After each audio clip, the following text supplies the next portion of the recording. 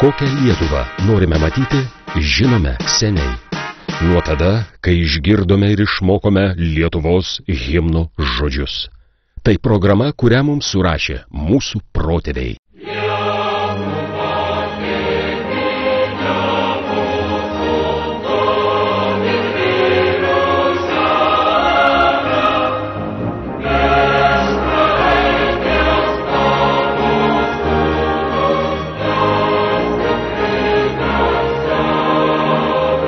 Praeities tavo sūnus te stiprybę semia.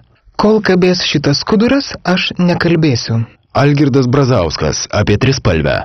1988. Į savarankiškos Lietuvos valstybės idėją aš žiūriu neigiamai. Aš manau, kad tai nerealu. Algirdo Brazausko interviu. 1989. Mes viską vertiname tik vienu požiūriu.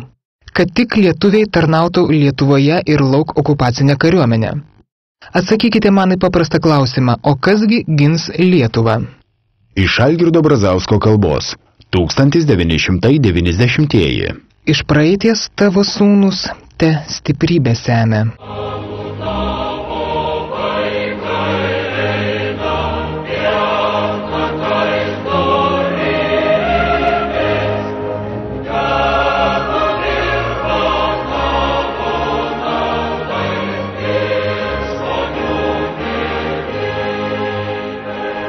Tegul dirba tavo naudai ir žmonių gerybei.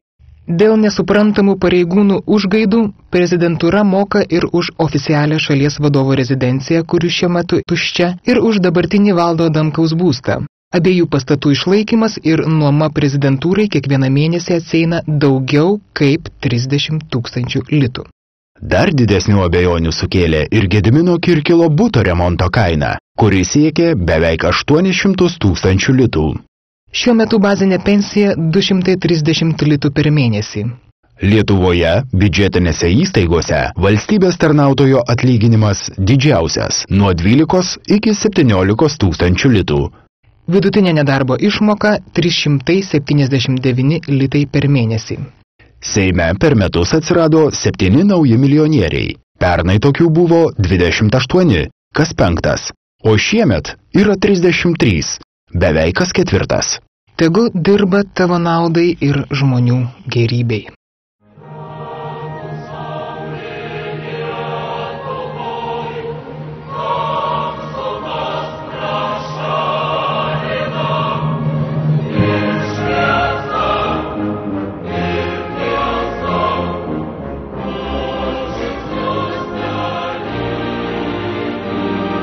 Ir šviesa, ir tiesa, mus žingsnius telydi. Pilietybės suteikimo labirintai. Algirdas Brazauskas per savo kadenciją išimties tvarka pilietybę suteikė 537 asmenims, Valdas Adamkus 310. Rolandas Paksas išimties tvarka suteikė 10 pilietybių. Prieš 3 metus prezidentas Valdas Adamkus išimties tvarka suteikė pilietybę Rusijos piliečiui Mansurui Sadekovui. Tai padaryti rekomendavo darbo partijos lyderis Viktoras Uspaskich. Rekomendacijoje Viktoras Uspaskich tikino, kad tai vienas geriausių ir perspektyviausių Rusijos verslininkų. Prašymą dėl pilietybės suteikimo Mansuras Sadekovas parašė 2003 vasario 18 dieną Maskvoje. Tai yra net nebūdamas Lietuvoje ir nemokėdamas lietuvių kalbos. Vasario 24-ąją, vos po 6 dienų, Valdas Adamkus pasirašė dekretą, kuriuo buvo suteikta pilietybė išimties tvarka. Prezidentas Valdas Adamkus įvertino Jungtinių Amerikos valstijų pilietės nuopelnus, 2005 metų gegužę apdovanojęs Catherine Douglas ordino už nuopelnus Lietuvai Riterio kryžiumi. Lietuvos prezidentas Valdas Adamkus, įvertinęs visas aplinkybės, priėmė sprendimą nesuteikti pilietybės išimties tvarka Catherine Douglas. Tai vis dėlto, kas yra pilietybės suteikimas išimties tvarka? Kada prezidento malonė, kada konstitucijos pažeidimas, o kada puikus pretekstas politiniam skandalui sukelti? Pamokančios istorijos apie nacionalinės grėsmes. 2004 metais prezidentas Rolandas Paksas pateikė Seimui dekretą siūlydamas naujuoju saugumo departamento vadovu skirti Gintarą Bagdoną.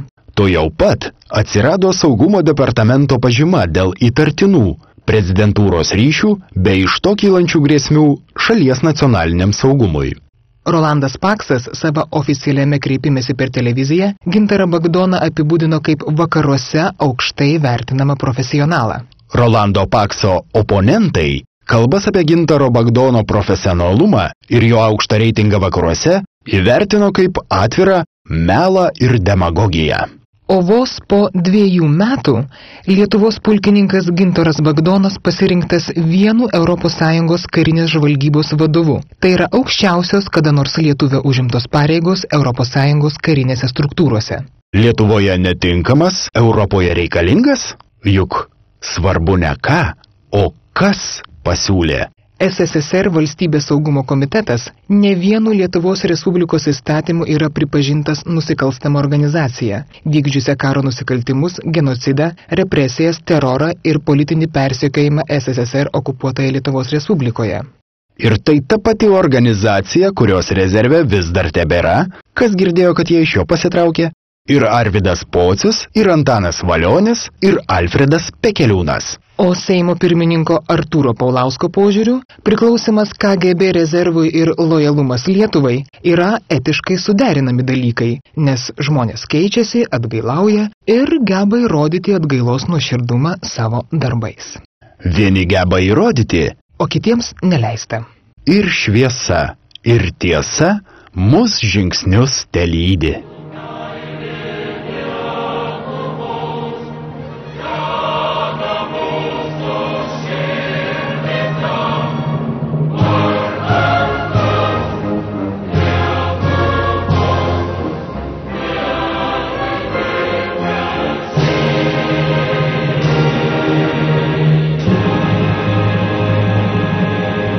Vardan tos Lietuvos vienybė težydi. Ne iš meilės gimę su jumis ir jūs su mumis deramės. Socialdemokratas Gediminas Kirkilas konservatoriui Andriui Kubiliui. Su kuo eiti koalicijon, jokio skirtumo. Pažiūrėsim, kas mažiau šakojasi. Su tuo ir eisime. Viktoras Uspaskich apie politinius sąjungininkus. Jei man reikėtų, aš per kelias dienas ir jūs galiu prisiūti prie Viktoro Uspaskich ar ko tik nori. Duokite tik adatą. Jeigu norima žmogų sužlugdyti, jis prisiūnamas prie blogo fono ir pats juo virsta. Įsitikinęs Lauras Bielinis, prezidento Valdo Adamkaus patarėjas. Rolandas Paksas, išeidamas patrauks paskui save tuos, kurie jį dabar teisia. Valant Rolandą Paksą, paskui save jis gali pavalyti nemažai. Tada ir mums kelias bus laisvesnis. Viktoras Uspaskich apie prezidento Rolando Pakso apkaltą. Laisvesnis kelias? Kam? Tiems, kurie mums meluoja, vagia. Kurie norėdami sunaikinti bet ką, prie bet ko prisiūti gali. Tiems, kam seniai nebesuprantami mūsų himno žodžiai. Tiems, kurių veidai ir žodžiai dvigubi. Tiems, kam mažiausiai rūpi tavo nedvigubas, tavo vienintelis gyvenimas, mielas Lietuvos žmogau. Neužleisk kelio, savo kelio į savo ateitį.